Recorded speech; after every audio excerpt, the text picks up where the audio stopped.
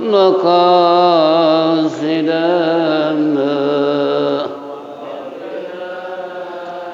ما مضى أصل الوجود وروح الكون بهجته زين الشمائل والأدب والشيم يا رب بالمصطفى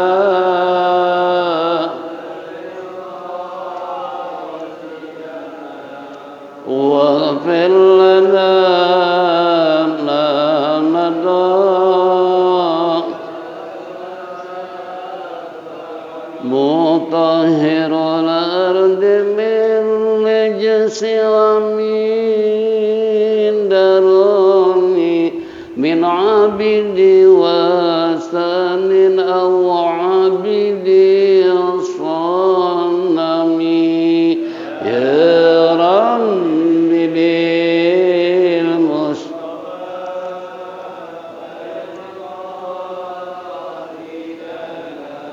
واغفر لنا ما مضى لله من منكد الإنسان من سكر خير البليات من غرب ومن أجم يا رب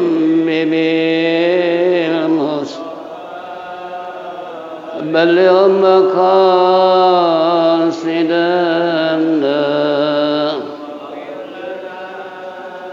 ما مضى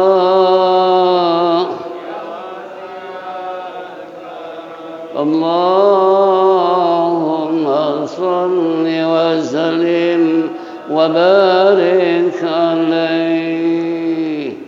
Ma'asyiral muslimin wal muslimat rahimakumullah. Alhamdulillah rabbil alamin wassalatu wassalamu ala asyrafil mursalin sayyidina wa syafi'ina wa maulana Muhammadin wa ala alihi wa sahbihi ajma'in. Amma ba'du fa inna asdaqal kitabullah khairal hadi sayyidina Muhammadin sallallahu alaihi wasallam wa syarrul umuri muhdatsatuha wa kullu muhdatsatin bid'ah wa kullu bid'atin dhalalah wa kullu dhalalatin finnar.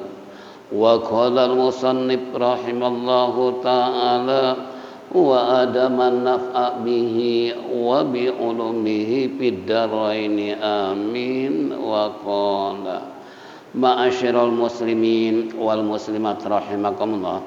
Bapak-bapak, ibu-ibu hadirin jamaah Masjid Jami Adia Guru Sya'ban yang saya hormati, kembali ungkapan puji syukur kita terlebih dahulu kehadrat Allah Subhanahu wa taala atas segala rahmat dan nikmat yang diberikan kepada kita sehingga sampai saat ini kita masih bisa bersilaturahmi, bertatap muka, duduk bersimpuh bersama-sama di tempat yang mulia dalam rangka menindaklanjuti taklim rutin di pagi hari menjelang siang.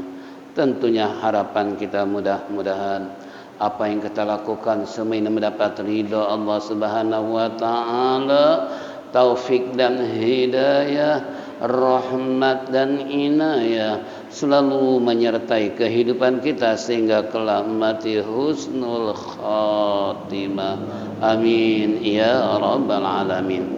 Baiklah hadirin jamaah rahimakumullah, kita akan membaca, menyimak dan mendengar apa yang terkandung dalam kitab Al-Jawahirul Kalamiyah fi Idahi Aqidatil Islamiyah halaman. Qala al-musannif rahimallah sin madza yustafadu min hadzal misal. Jim yustafadu minhu anna kulla syai'in yudriku bi adna mulahazatin anna af'alahu qismani. Qismun yakunu bi ikhtiyarihi wa iradatihi. Mislun lakilli yaitu likullihim aklihi wa syarbihi wa darbihi li zaidin wa nahwi dalika wa qismun yakunu bi ghairi ikhtari mislu wuqu'ihi. Ini masalah kita.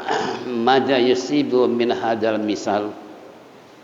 Apakah kesimpulan dari contoh-contoh itu, yaitu lanjutan bulan yang lalu, kesimpulannya adalah yustabhadu, sesungguhnya tiap-tiap manusia mengerti dengan apa?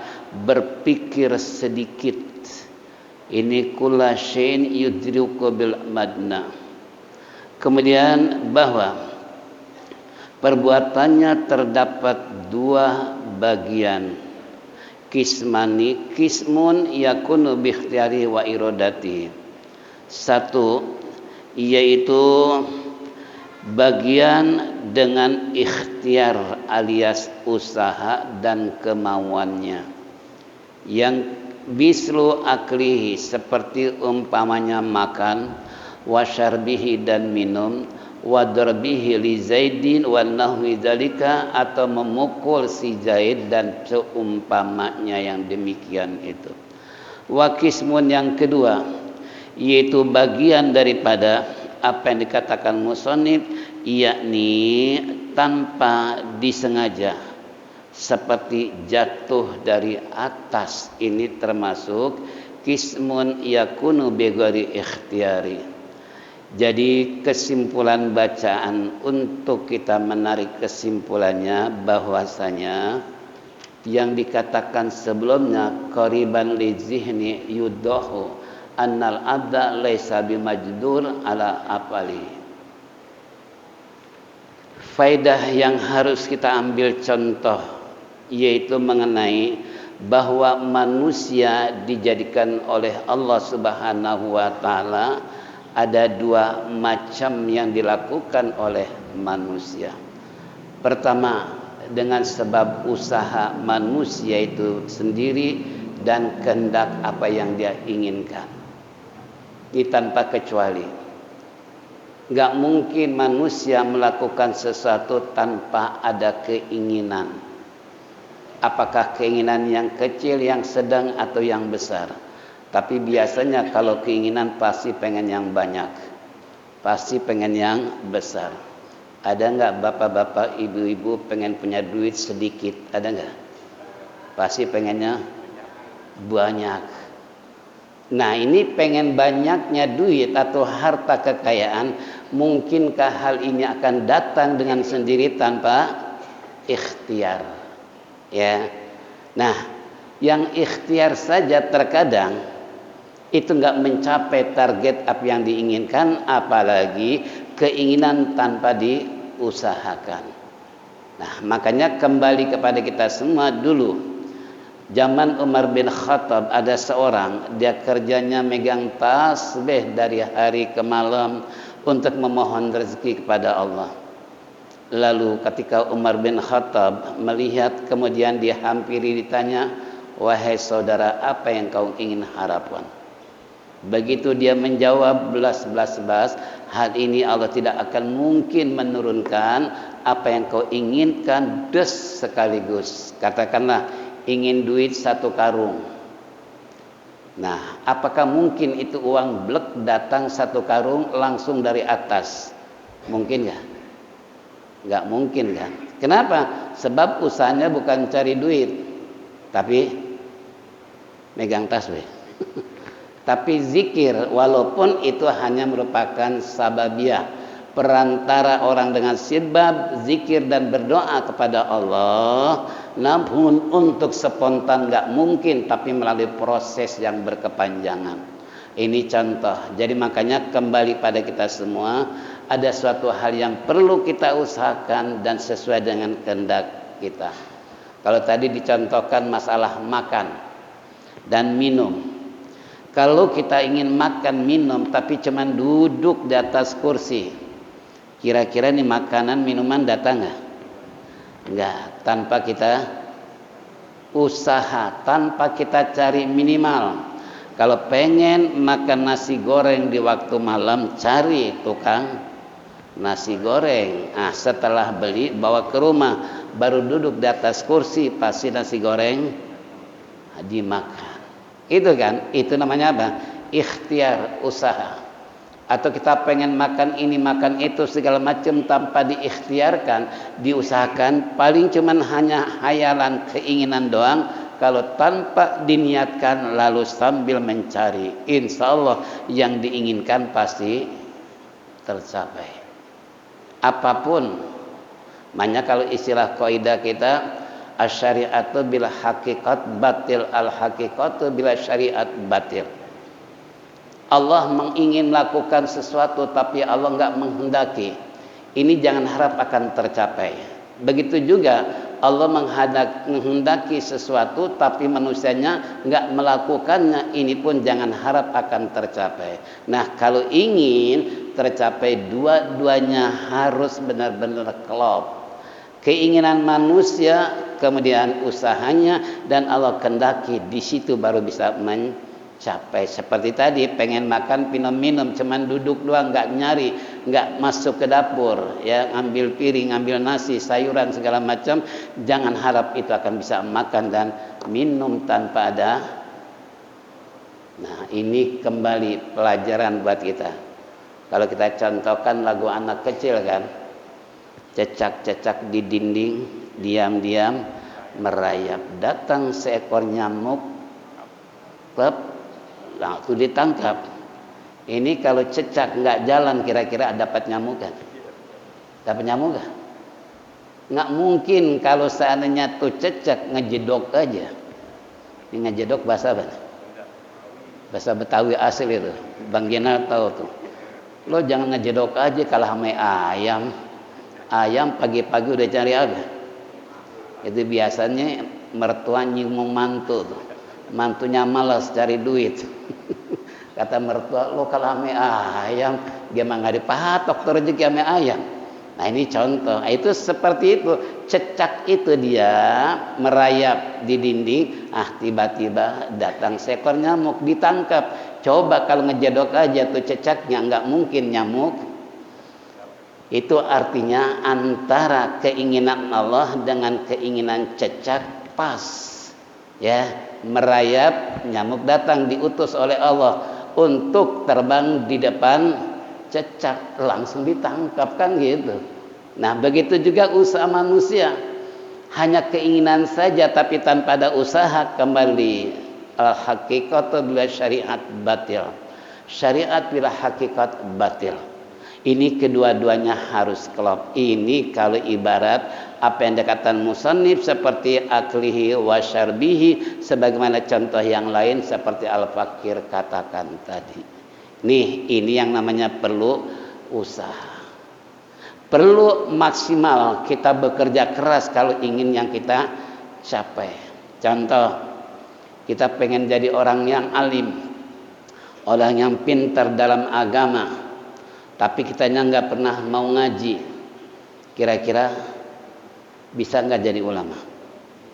Nah, kita udah rajin ngaji aja nggak jadi ulama, boro-boro ulama jadi ustadz aja, boro-boro jadi ustadz baca doa aja nggak bisa-bisa. Itu kan? Nah, kenapa? Nah, karena wa iradatihi tadi, ya kehendak Allah nggak menginginkan kita untuk jadi seperti itu. Makanya contoh saya ingat Al-Maghfulah Ki Haji Tubagus Mansur di daerah Keloran, daerah Banten. Saya punya guru tuh, kakeknya itu kan beliau ngaji sana kan banyak pesantren, ya. Dia mengambil satu jurusan pesantren Al-Quran. Karena menurut cerita dulu di zaman Belanda, ini beliau nggak boleh jadi imam. Sebab kalau jadi imam itu makmumnya begitu indahnya mendengar suara beliau, jangankan manusia, genteng pun bisa terbang dengar suara beliau. Nah, kemudian muridnya ada yang tanya, Pak Yai, apa kita cuma hanya ngaji Quran aja tanpa ngaji kitab? Apa kata sang guru tersebut? Anak santri, kalau bahasa Betawi, gue bukan nggak bisa baca kitab, gue bisa. Cuman di sini banyak persaingan. Di sini pesantren kitab, di sini kitab, di sini kitab. Kebetulan Quran belum ada. Kalau seandainya kamu ingin belajar dengan saya, silakan mau belajar apa. Ini kembali tadi itu. Jadi disangka oleh muridnya, nih gurunya nggak bisa apa-apa, cuman ngajarin Quran tok. Begitu muridnya tanya, bukan saya nggak mau. Nanti apa yang dikatakan kiai lain. Makanya saya ngambil spesialis khusus belajar Al-Quran. Ini contoh. Jadi sampai-sampai kita punya guru tuh, gurunya tuh belajar di Arab lama, ngajar di Mekah lama. Tapi begitu kembali ke kampungnya, beliau ngajar, kemudian jadi imam. Ada tamu dari orang Arab. Kemudian kata tamu orang Arab, ya Syekh, ini bacaan belum fasih. Itu dikatakan begitu, langsung pergi ke Banten, belajar Fatihah 2 bulan. Coba bayangin, padahal udah ngajar. Padahal udah apa? Udah luar biasa kitabnya, tapi Qurannya belum. Nah, ini spesialis. Jadi bukan saya nggak bisa. Silakan kalau mau Anda pengen ngaji kitab apa, silakan. Tapi saya nggak mau membuat istilahnya kiai-kiai lain jadi santrinya berkurang gara-gara itu kan. Luar biasa. Ini ulama dulu. Makanya saya belajar dengan cucunya istilahnya sampai beliau meninggal pada saat itu di Kalibata. Bahkan dia pernah berpesan, ada 7 orang kali anak santrinya termasuk saya di daerah Taman Bandeng. Mana Taman Bandeng? Romangun. Ya, Romangun. Sampean nih yang ngaji nih sekarang nih, tolong nanti kalau saya buka pesantren di Cibinong, kalian yang ngajar nanti. Itu pesan beliau. Alhamdulillah, beliau belum buat pesantren, meninggal duluan. Kalau sampai jadi, kira-kira saya ada di Kemayoran ya? Ada di mana? Di Cibinong. Itu kan kembali tadi, keinginan dia begitu tingginya ingin buat pesantren di Cibinong khusus Al-Quran yang ngajar kita santri-santrinya. Nah, tapi Allah nggak menghendaki, cuman keinginan begitu yang mulia. Alhamdulillah belum pesantren buat beliau. Innalillahi wa inna ilaihi. Nah, ini keinginan dia dengan keinginan Allah nggak klop, sehingga nggak terjadi. Ya. Nah, begitu juga kita sama, apapun yang kita inginkan, jangan kita merasa kecewa kalau Allah nggak menghendaki. Mungkin bukan yang terbaik buat kita, menginginkan sesuatu tapi nggak tercapai. Mungkin menurut Allah nggak baik buat kita, walaupun menurut kita itu adalah baik. Nah, kalau manusia keinginannya kan terkandung didorong oleh hawa nafsu, tapi yang terbaik kalau Allah menginginkan, itulah buat kita yang terbaik. Nah, kalau kita dorongan hawa nafsu, belum tentu hasilnya baik. Contoh nih, model anak-anak sekarang ya, umpamanya dia nikah dengan yang cantik, yang diharapkan cuman cantiknya doang, kira-kira keluarganya ke depan bagaimana? Jadi bukan yang melatar belakangi pernikahan dia adalah agama, tapi cantik atau harta. Jangan harap hal ini akan abadi dalam keluarganya. Kenapa? Keinginannya adalah masalah cantiknya. Cantiknya habis, tinggal keriputnya. Udah ompong, kira-kira gimana? Itu kan? Nah, ini kembali tadi. Nah, jadi kalau seandainya kita mendaki sesuatu, memohon ya Allah, kalau memang ini baik menurutmu ya Allah, tolong kabulkan permohonan saya. Tapi kalau ini tidak baik untuk menurutmu ya Allah, lebih baik jangan kau kabulkan. Nah, itu permohonan akhir daripada keinginan yang kita inginkan. Jangan merasa udah ya Allah berikanlah segala sesuatu kepadaku, tanpa diakhiri dengan kalimat kalau engkau menghendaki. Nah, kalau das tercapai, sesuai dengan doa kita tadi terkabul, berarti ini yang terbaik dari Allah. Makanya doa orang sufi dalam satu doa, Allahumma la takilni ila nafsi tarfatain Ya Allah, jangan kau serahkan urusan dunia sekejap mata pun jangan.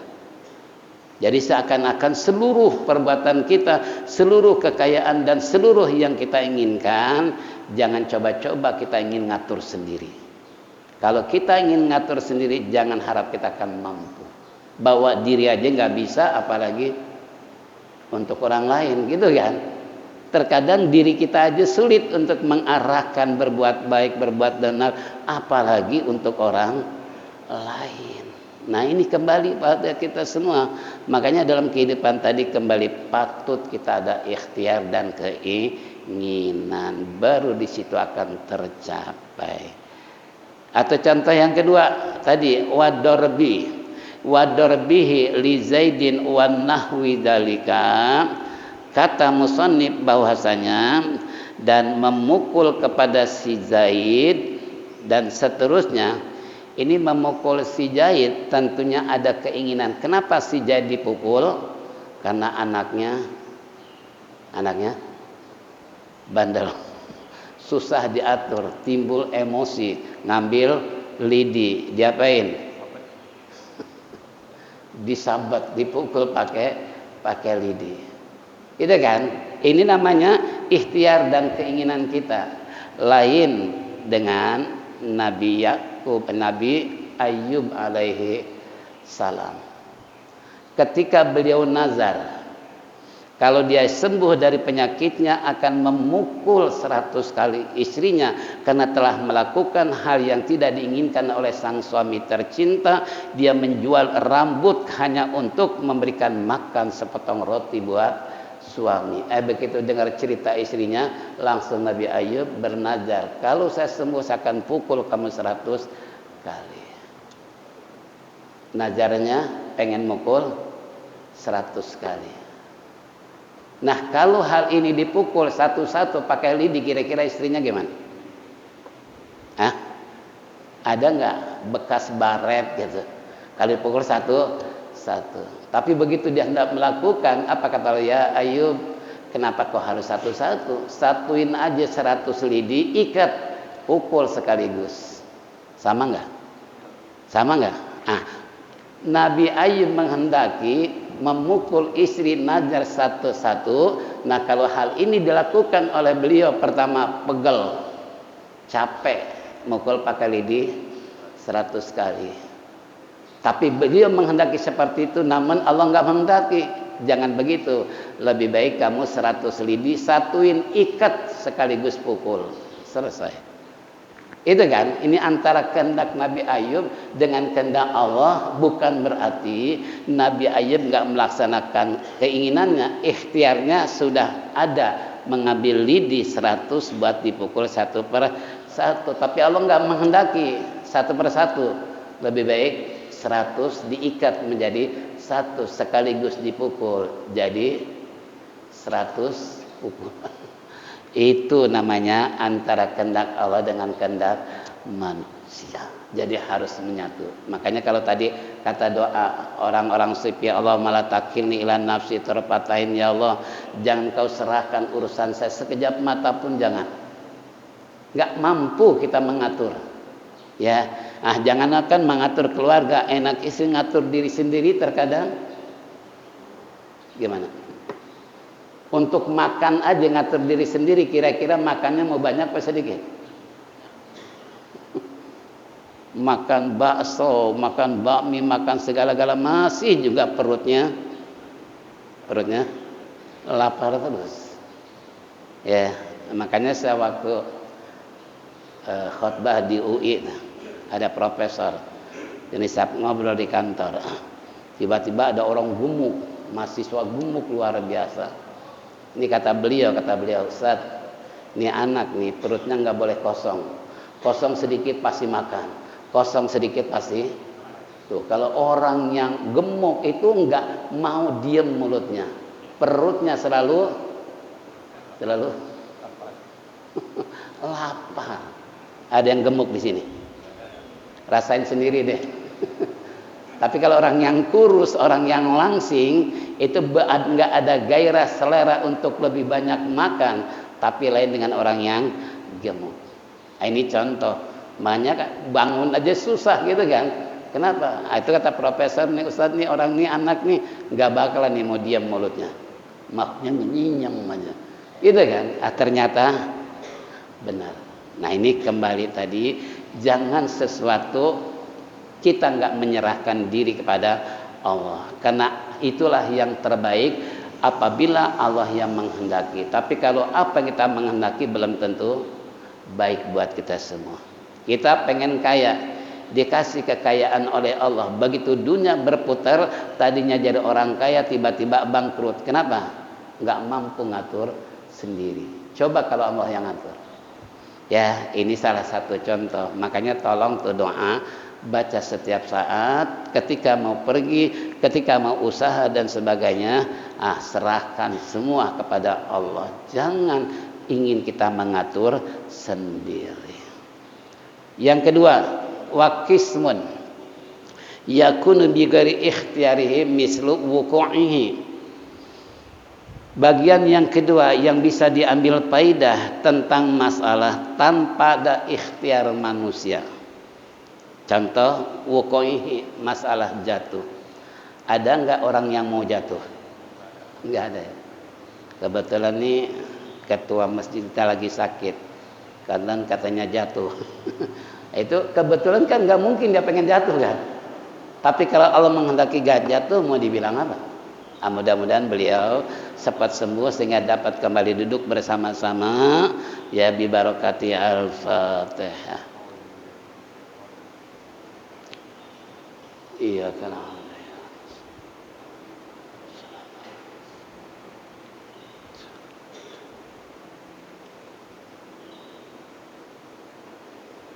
Nah, kemarin pun saya khutbah di Gang Jagal. Tahu Gang Jagal?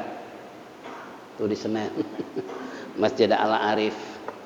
Udah lama nggak ketemu dengan ketua. Begitu ketemu kemarin, subhanallah, di mana aja nih babe? Aneh habis jatuh, kaki aneh patah nih, sehingga nggak bisa jalan. Itu kan? Nah, apakah jatuhnya ini keinginan dia atau keinginan Allah? Itu kan, saya yakin semua nggak akan ingin jatuh, ingin ketabrak, nggak, semuanya pengen selamat.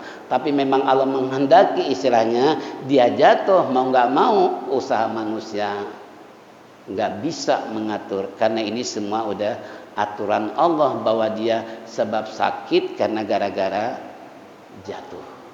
Itu kehendak Allah. Ya, walaupun di situ bisa kita melakukan usaha, namun usaha ini kan bukan berarti berhasil usaha kita. Kenapa? Karena yang tingkatan yang paling utama, apapun yang terjadi dengan diri manusia itu semua kehendak siapa? Kehendak Allah. Idza arada syai'an ayaqula lahu kun fayakun. Kalau Allah menghendaki sesuatu jadi pasti terjadi. Tapi kalau Allah enggak menghendaki terjadi pasti enggak terjadi. Kembali rujukan masalah adalah kepada Allah, termasuk kita dijadikan oleh Allah, ini merupakan kehendak Allah. Coba telur ketika sperma masuk ke dalam tubuh sang istri diproses 4 bulan dari segumpal darah. 4 bulan 40 hari, dari 40 hari dari setetes air mani diproses oleh Allah jadi segumpal darah. 40 hari kemudian jadi segumpal daging. 40 hari kemudian ditiup rohnya ketika bayi 4 bulan dalam kandungan. Nah ini kan semua kehendak Allah. Ya, jadi prosesi kehidupan manusia seperti itu jalannya. Namun kembali kita harus berpikir, begitu asal usul manusia dari setetes air mani. Makanya nggak pantas kalau manusia sombong, karena asalnya sama. Kecuali dia dibuat dari emas. Tapi ada nggak orang dibuat dari emas? Itu juga emas Jawa, bukan emas beneran. Ini contoh. Itu kembali, nggak mungkin. Kenapa? Itu semua kehendak Allah. Lahir. Karena di saat proses sperma tadi merupakan benih atau telur yang ada untuk bertarung ketika proses menjadi segumpal darah. Itu kan telurnya itu kan banyak, bukan kita aja. Banyak saingan. Kalau bahasa kedokteran apa? Telur-telur yang akan jadi bibit manusia itu bukan sendiri, tapi puluhan. Nah, cuman pas begitu Allah jadikan kita yang jadi manusia yang lain. Nah, berarti ini kita termasuk jagoan semua nih.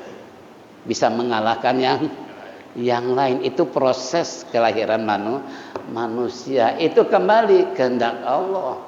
Berarti yang lain nggak dilahirkan oleh Allah. Ini terjadinya sesuatu itu kembali adalah kehendak Allah.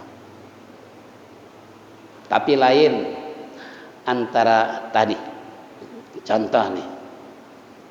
Kita menuntun orang tua jalan nyebrang. Kemudian tiba-tiba ada motor kencang ngebut.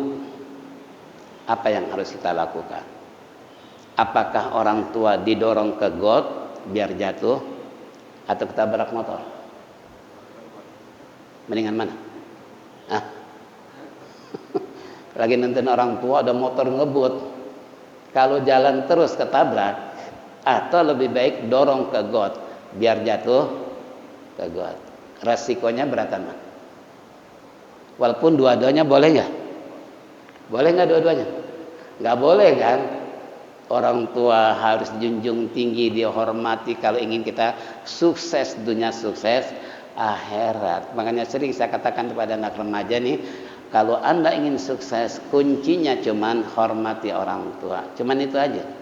Karena ridhollah, ridhol walidaini, sukhtul walidaini. Ridhonya Allah tergantung kedua orang tua. Kalau orang tua ridho, Anda akan sukses. Tapi kalau orang tua benci, murka, enggak mau kamu berbuat begini, maka jangan harap Allah akan ridho. Itu tergantung kuncinya orang tua. Ini khusus buat anak-anak remaja atau yang masih punya orang tua. Jangan ngelawan, patuhi apa yang diinginkan oleh orang tua selama berbuat benar.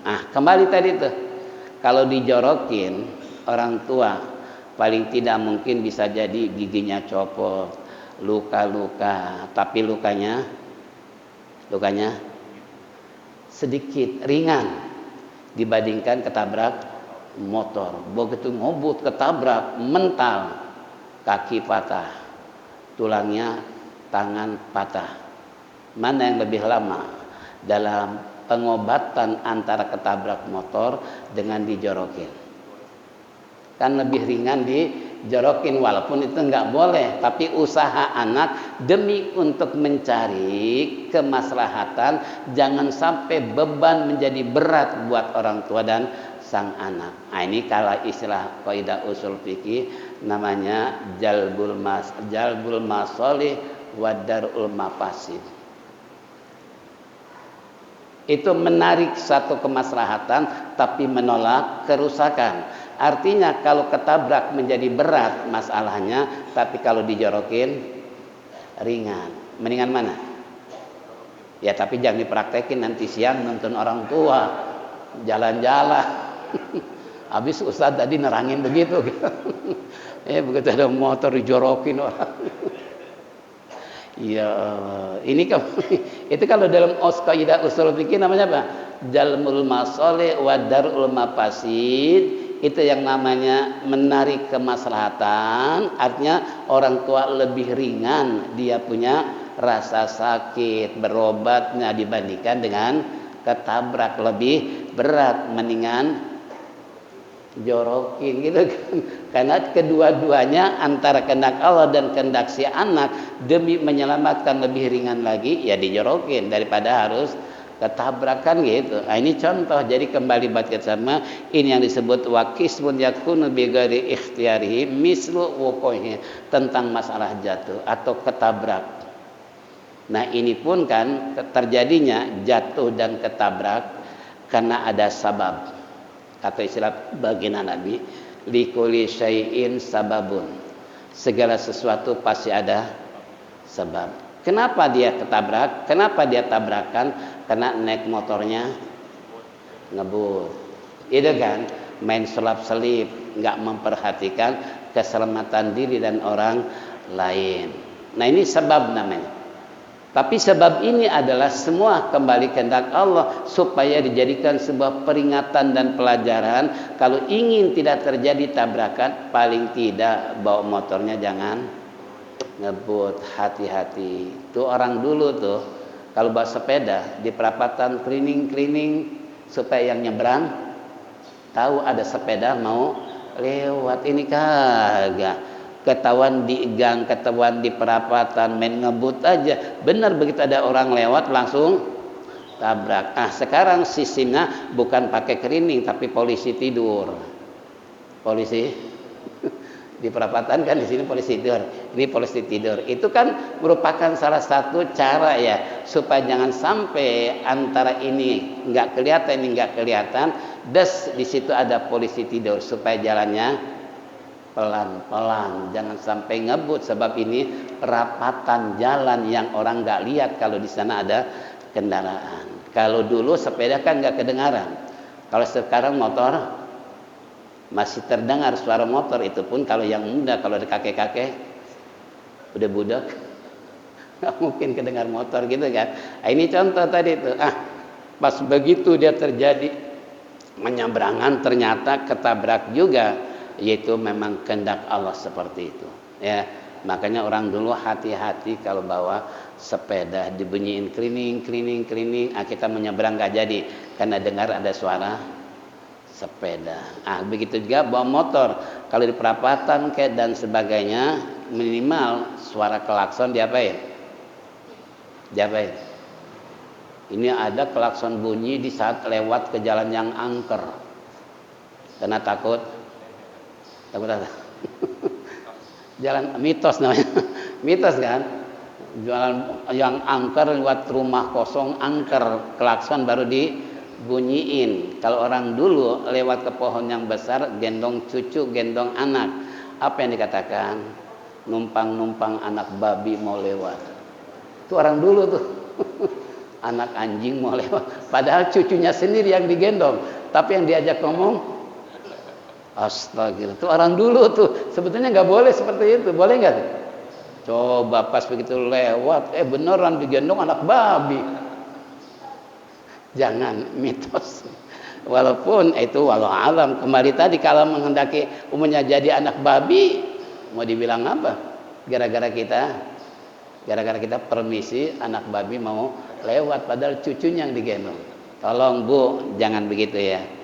Kita minta kepada Allah jangan numpang-numpang sama setan karena cucunya mau lewat. Itu jadi bukan bilang anak bukan cucu, malah anak. Nauzubillah min dzalik. Inilah hadirin jamaah rahimakumullah, dua contoh tentang faidah yang kita harus renungkan dan berpikir ketika hendak melakukan sesuatu. Bagaimana usaha kita, karena ada yang perlu diikhtiarkan dan sesuai dengan kehendak kita, tapi di sisi lain ada yang nggak perlu diikhtiarkan, terjadi itu karena Allah, seperti contoh tadi sudah dijelaskan.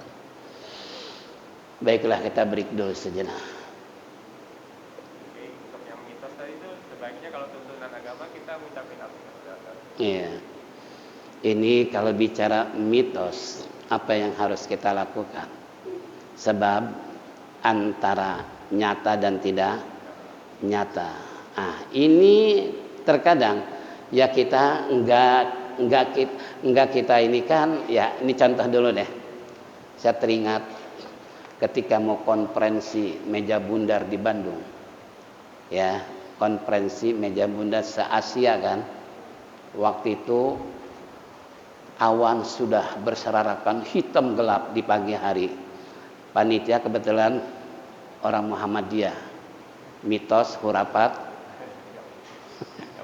antipati. Tapi ketika dia menjadi ketua panitia konferensi Asia Afrika, suasana Bandung dicekam oleh gelap gulita mau turun hujan sementara. Istilahnya presiden, perdana menteri, ratu ataupun raja diundang se-Asia untuk hadir mengadakan konferensi Asia Afrika. Panitia kan bingung. Gimana caranya nih? Diundang para pawang-pawang hujan. Tahu pawang hujan? Tawang. Jadi kumpul, kata ketua panitia, saudara-saudara, suasana gelap mau turun hujan. Adakah di antara saudara yang bisa supaya jangan sampai turun hujan? Ada nih jagoan pawangnya. Tuhan sanggup saya untuk melakukan, tapi ada syarat. Apa syaratnya? Harus mencuri BH dan celana dalam anak gadis. Akal nerima nggak?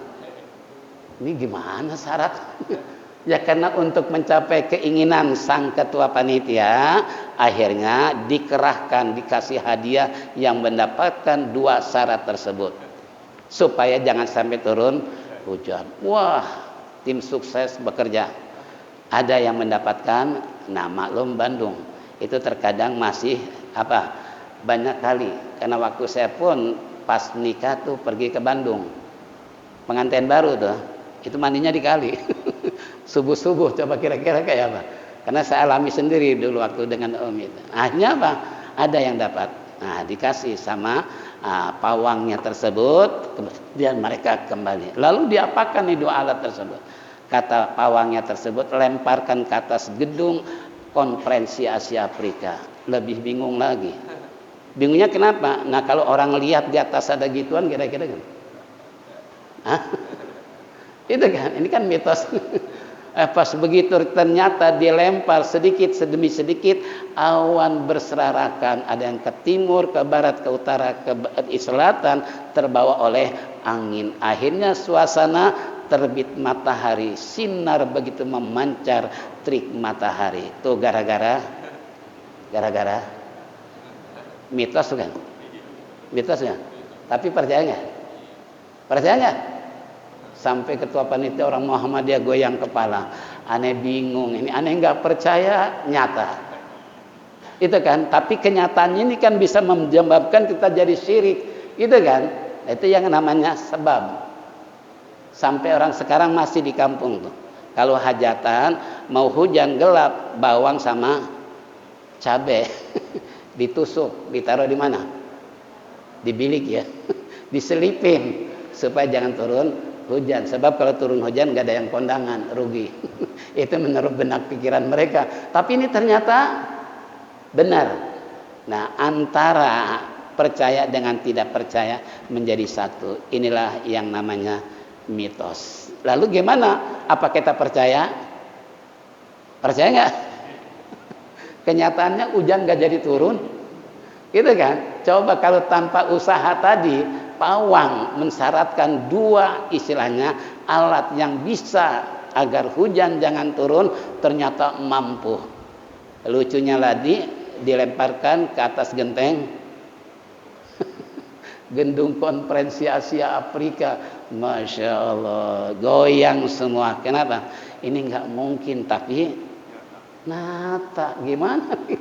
Gitu kan? Ini kesimpulan pertanyaan tadi, itu contoh seperti itu. Memang kita masih banyak mitos-mitos yang dilakukan oleh kita. Ini berawal sejarah dari orang-orang Hinduisme, Buddhisme yang percaya dengan seperti itu. Karena berakar di Indonesia, nenek moyang kita itu lebih condong percaya dengan ajaran nenek moyang dulu yang ditanamkan oleh Hindu dan Buddha.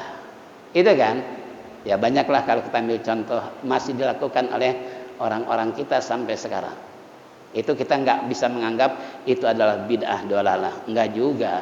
Kenapa? Ya kenyataannya ya yang penting jangan percaya dengan hal seperti itu. Tapi sebabnya memang itu kan gitu. Yang belas kita kembalikan kepada Allah. Inilah hadirin, dengan tidak terasa Isyraq telah tiba jam 6 tepat. Tentunya harapan kita mudah-mudahan Allah panjangkan umur, sehat walafiat, bisa kembali hari Sabtu yang akan datang, dan Allah jadikan ilmu yang bermanfaat. Mari kita tutup dengan zikir tauhid. Falyatafaddal masykur.